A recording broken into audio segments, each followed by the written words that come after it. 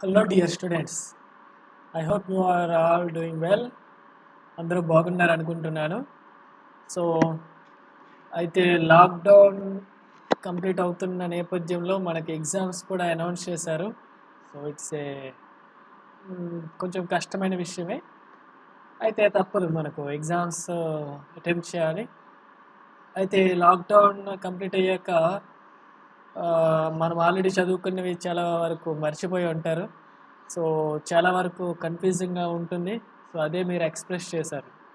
చాలామందికి యూనిట్ 5 అనేది చాలా వరకు కన్ఫ్యూజింగ్గా ఉందని అంటున్నారు.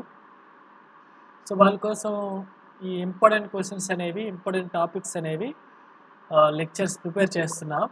సో అందులో భాగంగా ఈరోజు ఈ లెక్చర్లో quantum theory of radiation paper 4 ఇది,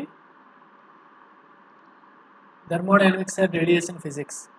దీంట్లో మన unit 5 quantum theory of radiation. So ఇందులో ఫస్ట్ లెక్చర్ వచ్చి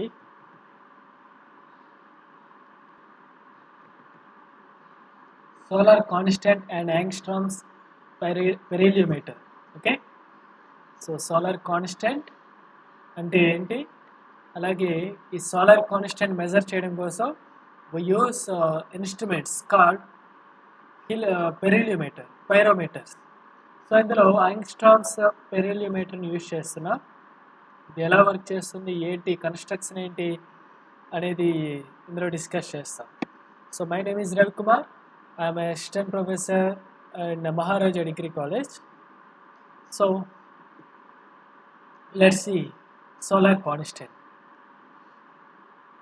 సోలార్ కాన్స్టెంట్ అంటే ఏంటో ఇక్కడ ఒకసారి చూద్దాం. The rate at which solar energy is received by a black surface. Okay, ఒక బ్లాక్ సర్ఫేస్ కన్స్ట్రక్ట్ చేసుకుంటే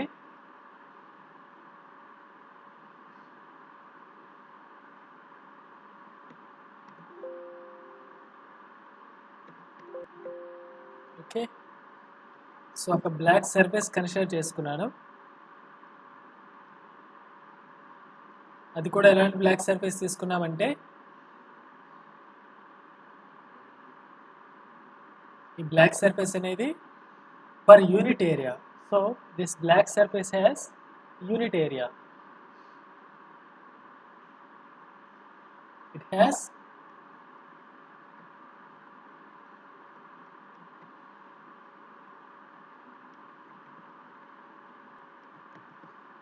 యూనిట్ ఏరియా ఉన్న ఒక బ్లాక్ సర్ఫేస్ తీసుకున్నాను. అది ఎలా తీసుకున్నామంటే సన్ తీసుకున్నాం కదా, సన్ తీసుకున్నాం. ఈ సన్ నుంచి రేస్ వస్తాయి. ఈ సన్ యొక్క రేస్కి నార్మల్గా ఉండేలా తీసుకోవాలి. అంటే ఈ రేస్ అనేవి నార్మల్గా, అంటే సపోజ్ ఇలా సర్ఫేస్ తీసుకుంటే ఈ నార్మల్గా ఇన్సిడెంట్ అవ్వాలంటే the angle between the sun rays and the surface, the black surface should be 90 degrees. ఇలా ఉండేలా అరేంజ్ చేస్తే, అలాంటి సందర్భంలో అది కూడా డిస్టెన్స్ అనేది ఏ విధంగా తీసుకోవాలంటే the distance between the sun and the surface is the mean distance, okay, of the earth and the sun. Okay, అయితే సన్కి అలాగే ఎర్త్ ఈ మధ్యలో యావరేజ్ డిస్టెన్స్ తీసుకున్నాం, మీన్ డిస్టెన్స్ తీసుకున్నాం. ఓకే, ఈ మీన్ డిస్టెన్స్లో ఒక బ్లాక్ సర్ఫేస్ ఏదైనా ఈ సన్ రేస్కి నార్మల్గా ప్లేస్ చేసినప్పుడు the rate at which the solar energy is received. Okay, ఎంత ఎనర్జీ అనేది ఒక సెకండ్ టైంలో అబ్జర్వ్ చేసుకుంటుంది అనేది మనం సోలార్ కాన్స్టెంట్తో డిఫైన్ చేస్తాం. ఓకే, ఒకసారి డెఫినేషన్ మళ్ళీ ఒకసారి చూద్దాం.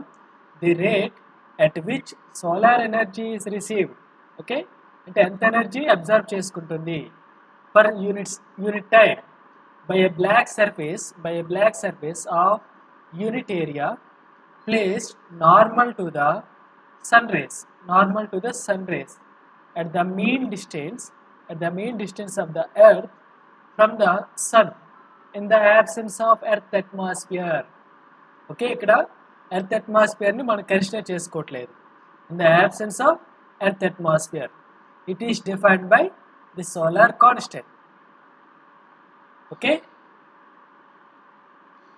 అయితే సోలార్ కాన్స్టెంట్ని జనరల్గా ఎస్తో ఇండికేట్ చేస్తాం, సమ్టైమ్స్ S0తో కూడా ఇండికేట్ చేస్తాం. So its value is 1340 watt per metre square. 1340 watt per meter square. Okay, so solar constant can be determined by using angstrom per millimeter. Solar constant మనం మెజర్ చేయడం కోసం యాంగ్స్ట్రామ్ per millimeter యూజ్ చేస్తాం. అది ఏ విధంగా ఉంటుందో next స్లైడ్లో చూద్దాం. So angstrom per millimeter అనేది ఈ విధంగా ఉంటుంది. ఇక్కడ అబ్జర్వ్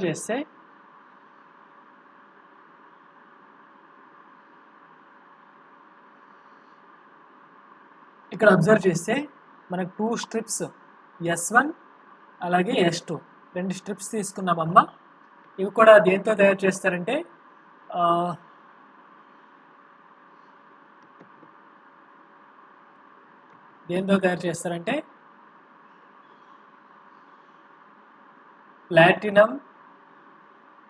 ప్లాటినంతో కానీ లేదా కాన్స్టాంటైన్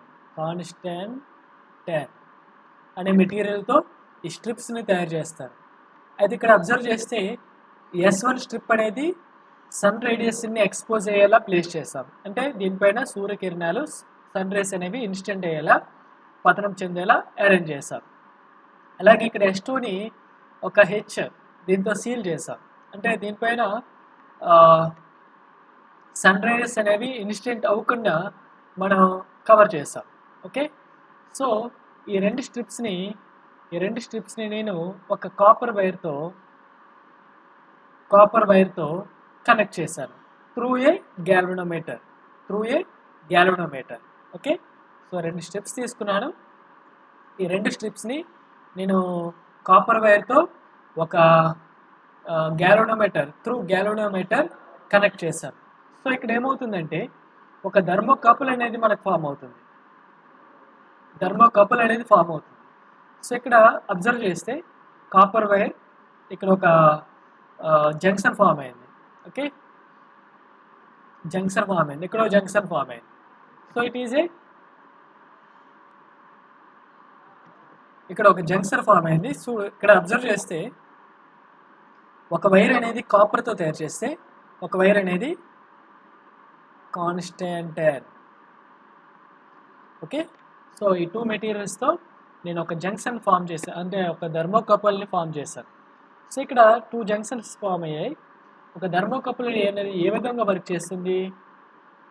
ఈ 2 జంక్షన్స్ దగ్గర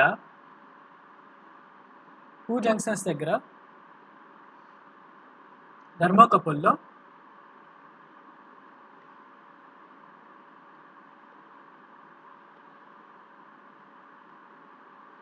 ఇక్కడ జంక్షన్ ఇక్కడ ఫర్ ఎగ్జాంపుల్ దీన్ని కాన్స్టాంట్ అని అనుకుందాం, అలాగే దీన్ని కాపర్ అనుకుందాం. సో ఇక్కడ 2 జంక్షన్స్ ఫామ్ అయ్యాయి. ఈ 2 జంక్షన్స్ అంటే డిఫరెంట్ టెంపరేచర్స్ ఉన్నాయనుకోండి, అంటే ఒకటి కోల్డ్ ఒకటి హాట్ బాడీ అయిందనుకోండి, అప్పుడు ఏమవుతుందంటే ఈ లూప్లో ఈ సర్క్యూట్లో కరెంట్ అనేది ఫ్లో అవుతుంది. ఎలక్ట్రిసిటీ అనేది పొటెన్షియల్ డిఫరెన్స్ ప్రొడ్యూస్ అవ్వడం వల్ల కరెంట్ అనేది ఫ్లో అవుతుంది. ఓకే, సో ఇక్కడ ఒకవేళ ఈ 2 జంక్షన్స్ ఒకే టెంపరేచర్స్లో ఉంటే అప్పుడు ఏమైనా పొటెన్షియల్ డిఫరెన్స్ అనేది ప్రొడ్యూస్ అవుతుందా? అవ్వదు. సో ఈ లూప్ నుంచి ఏమైనా కరెంట్ ఫ్లో అవుతుందా? అవ్వదు. సో ఫర్ ఎగ్జాంపుల్ ఈ మధ్యలో గ్యాల్వనోమీటర్ కనెక్ట్ చేస్తే ఈ 2 డిఫరెంట్ టెంపరేచర్స్ ఉంటే ఇప్పుడు గ్యాల్వనోమీటర్లో రీడింగ్ అనేది ఫ్లక్చువేషన్స్ చూపిస్తుందా చూపించదా? చూపిస్తుంది. అదే ఈ 2 జంక్షన్స్ ఒకే టెంపరేచర్స్లో ఉన్నప్పుడు మనకి కరెంట్ ఫ్లో అవుతుందా? ఫ్లో అవ్వదు. అంటే గ్యాల్వనోమీటర్లో రీడింగ్ ఏమవుతుంది? 0. సో ఈ ప్రిన్సిపల్ని బేస్ చేసుకొని ఈ యాంగ్స్ట్రామ్ per millimeter అనేది వర్క్ చేస్తుంది. అది ఎలాగో ఒకసారి చూద్దాం. సో ఇక్కడ ఒక థర్మోకపుల్ ఫామ్ అయిందమ్మా. ఇప్పుడు మనకు S1 స్ట్రిప్ పైన సన్ రేస్ అనేవి ఇన్సిడెంట్ అవుతున్నాయి. సో ఏమవుతుంది, S1 స్ట్రిప్ అనేది ఎనర్జీని అబ్జర్వ్ చేసుకుంటుంది. అలా అబ్జర్వ్ చేసుకోవడం ద్వారా ఈ స్ట్రిప్ అనేది హీట్ ఎక్కడం జరుగుతుంది, వేడెక్కడం జరుగుతుంది. అలాంటప్పుడు దాని యొక్క టెంపరేచర్ అనేది ఇంక్రీజ్ అవుతుంది. సో ఇక్కడ S2 అనేది నార్మల్ టెంపరేచర్స్, రూమ్ టెంపరేచర్ దగ్గర ఉంటుంది. S1 టెంపరేచర్ అనేది ఇంక్రీజ్ అవుతుంది. సో ఇక్కడ టెంపరేచర్ డిఫరెన్స్ వస్తుంది. అలా టెంపరేచర్ డిఫరెన్స్ వస్తే మనకి గ్యాలోమీటర్లో రీడింగ్ అనేది చూపిస్తుంది. ఇప్పుడు నేను ఏం చేస్తానంటే S2 స్ట్రిప్ను కూడా నేను వేడెక్కిస్తాను. ఓకే, సో S2 స్ట్రిప్ను కూడా ఇక్కడ ఈ సర్క్యూట్ ఉంది కదా, ఎలక్ట్రికల్ సర్క్యూట్ ఉంది కదా, ఈ సర్క్యూట్ని యూజ్ చేస్తూ S2 స్ట్రిప్ను కూడా వేడెక్కించడం చేస్తారు. సో ఒక పర్టికులర్ స్టేజ్ వచ్చేసరికి S1 అలాగే S2 స్ట్రిప్స్ అనేవి ఈక్వల్ టెంపరేచర్స్ని రీచ్ అవుతాయి. ఓకే, ఈక్వల్ టెంపరేచర్స్ని రీచ్ అవుతాయి. అప్పుడు ఈ జంక్షన్స్ అనేవి రెండు ఒకే టెంపరేచర్ దగ్గర ఉంటాయి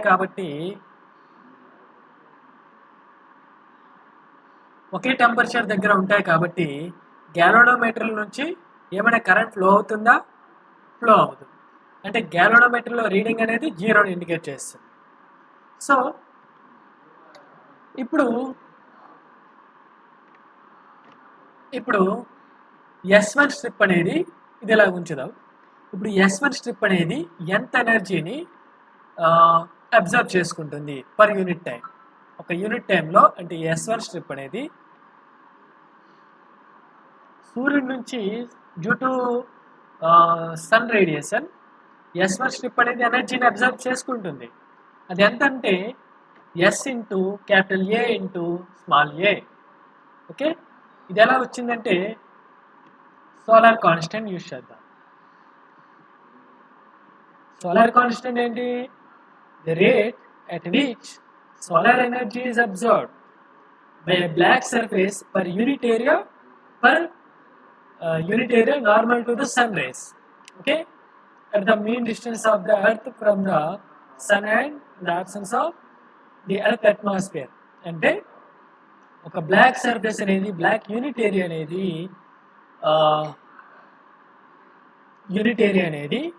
ఎంత ఎనర్జీని అబ్జర్వ్ చేసుకుంటుంది. The rate of energy absorbed by unit area, black surface. Okay, అయితే ఇక్కడ మనం తీసుకున్నది it's not a perfect black body. So ఇక్కడ ఏ తీసుకున్నా it is absorption coefficient. So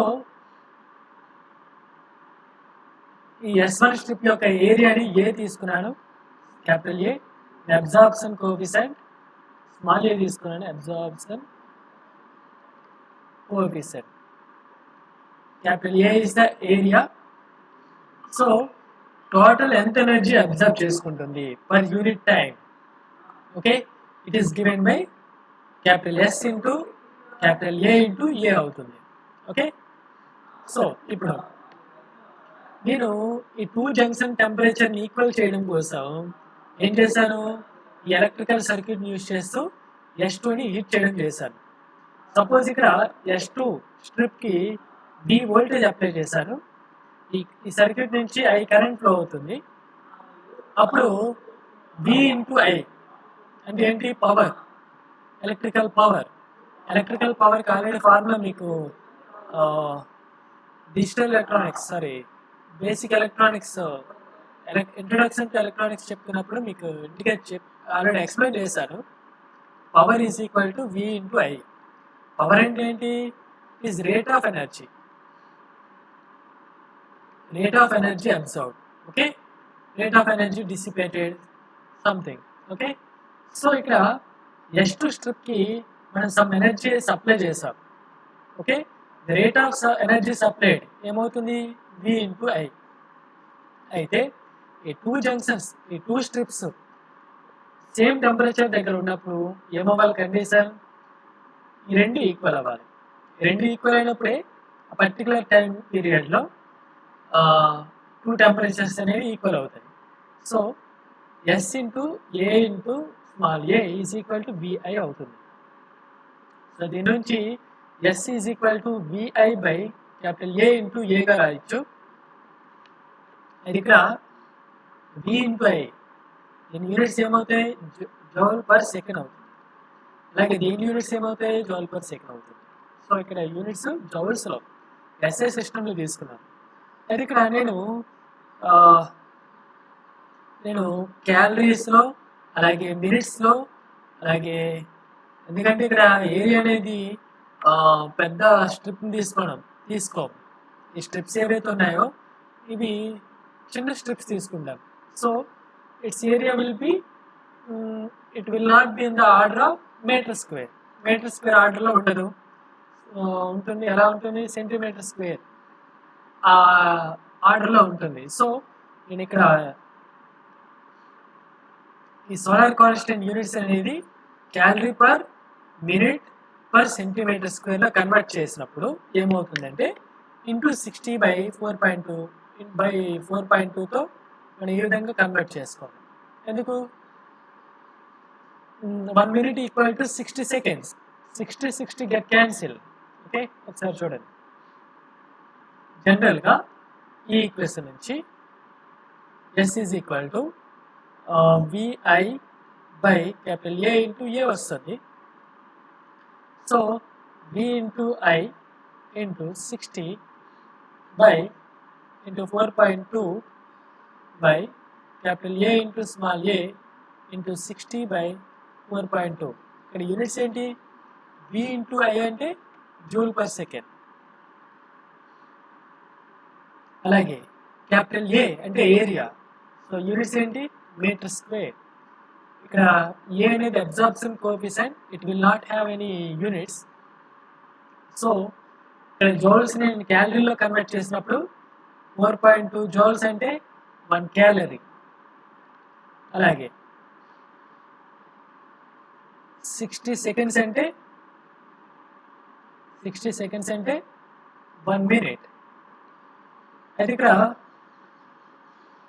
నేను యూనిట్స్ని ఇక్కడ మీటర్ స్క్వేర్ ఉంది కదా, సో సపోజ్ ఇక్కడ ఏరియా అనేది సెంటీమీటర్ స్క్వేర్లో మెజర్ చేశారనుకోండి, దీన్ని సెంటీమీటర్ స్క్వేర్లో రాసుకోవాలి. ఓకే, అంటే ఇక్కడ మనం తీసుకునే ఏరియా మీటర్లో కాకుండా సెంటీమీటర్లో మెజర్ చేసినప్పుడు మీటర్ స్క్వేర్ ప్లేస్లో సెంటీమీటర్ స్క్వేర్ని రీప్లేస్ చేస్తాం. సో ఫైనల్గా ఏమొస్తుంది, ఈ ఈక్వేషన్ వస్తుంది, V into I into 60 by A into A into 4.2 calorie per minute per centimetre square. So ఈ విధంగా సోలార్ కాన్స్టెంట్ని మనం ఫైండ్ అవుట్ చేయొచ్చు ఈ ఈక్వేషన్ యూజ్ చేస్తాం. సో యూజింగ్ దిస్ ఈక్వేషన్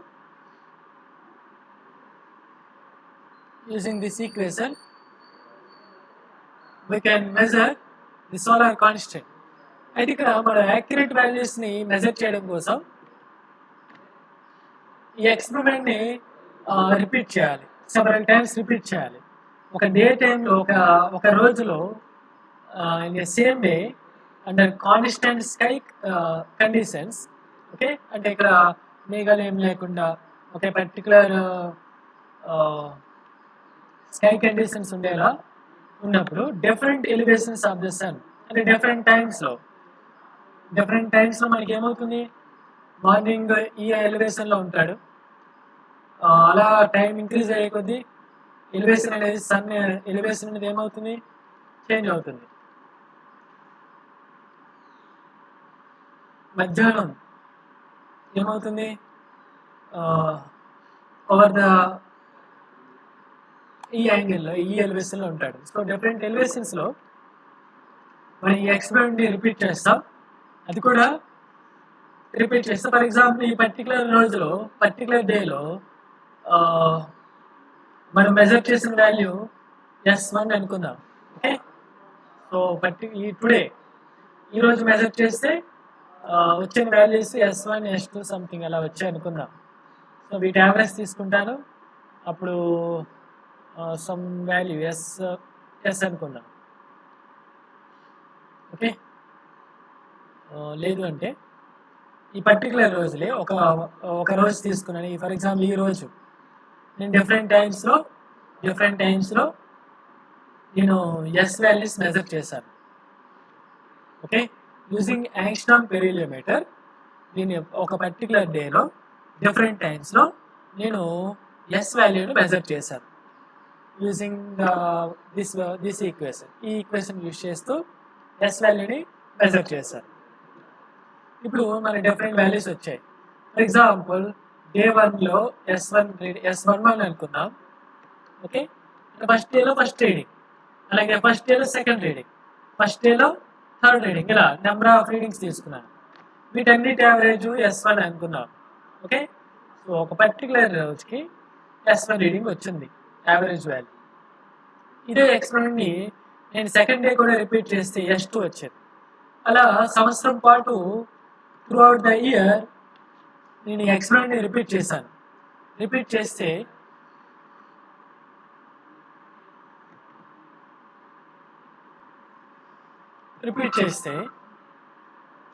మనకి S1 to S365 మొత్తం రీడింగ్స్ వస్తాయి. ఓకే, సంవత్సరం పాటుగా నేను ఎక్స్పెరిమెంట్ రిపీట్ చేశాను. So I have now S1, S2 up to S365 or 366. So మొత్తం ఈ వాల్యూస్ వచ్చాయి. నేను ఇప్పుడు ఈ కరెస్పాండింగ్ వాల్యూస్కి లాగరిథం వాల్యూస్ ఫైండ్ అవుట్ చేశాను. Log S1, log S2, log S3 up to log S365. Okay, so అయితే ఫర్ ఎగ్జాంపుల్ ఈ రోజు తీసుకుంటే ఈ రోజుకి జెడ్ వాల్యూ అనేది ఒకటి కాన్స్టెంట్ ఉంటుంది, ఒక పర్టికులర్ వాల్యూ ఉంటుంది. ఇక్కడ జెడ్ అంటే ఇక్కడ జెనిత్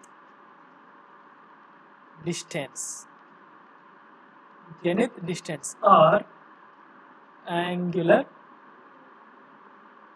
altitude. ఓకే, ఇక్కడ జెడ్ వాల్యూ కూడా ఒక్కొక్క పర్టికులర్ డేకి ఒక్కొక్క డిఫరెంట్ వాల్యూ ఉంటుంది. So first day zenith value Z1 అనుకుందాం, జెనిత్ డిస్టెన్స్.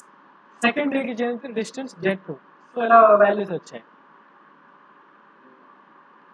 సో ఇక్కడ వీటి లాగరిథం వాల్యూస్ ఫైండ్ అవుట్ చేస్తే log Z1, log Z2 and up to log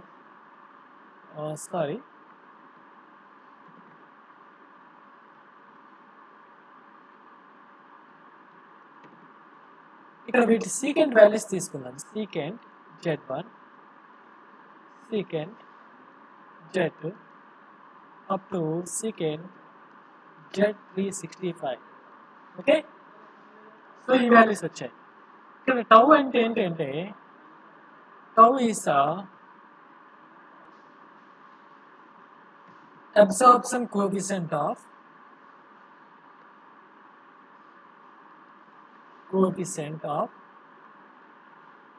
atmosphere. So tau is the absorption coefficient of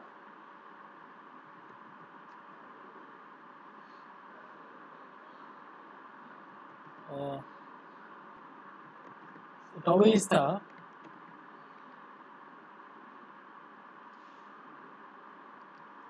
transmission coefficient of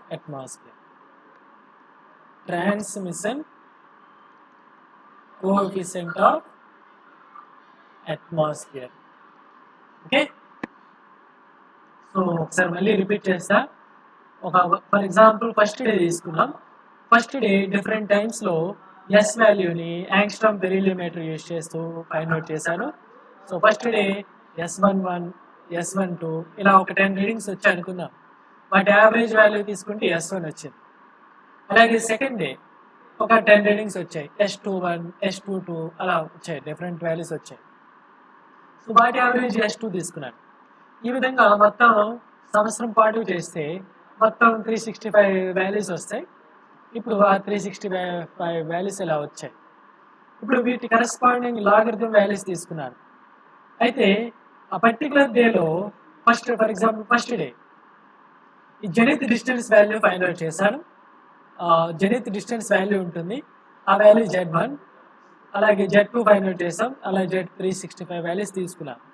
so వాటి యొక్క secant values తీసుకున్నాం. So ఇప్పుడు